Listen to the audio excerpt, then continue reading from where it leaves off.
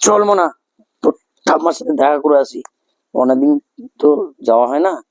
আর S এর জন্য documents গুলো নিয়ে আসতে হবে। চল। আমি যাব না গো।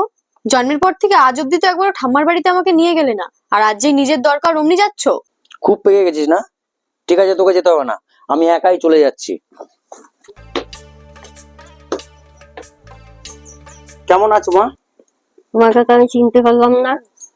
কি বলছো? আমাকে তুমি চিনতে পারছো না? আমি তোমার ছেলে। কিসের ছেলে?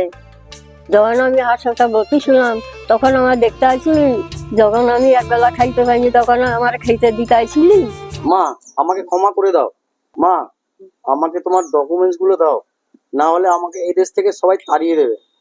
তোদের মতন ছেলে এই দেশে থাকার যোগ্য না, যা বেরিয়ে যায়। আমার ঠিকানা তাই বৃদ্ধাশ্রম।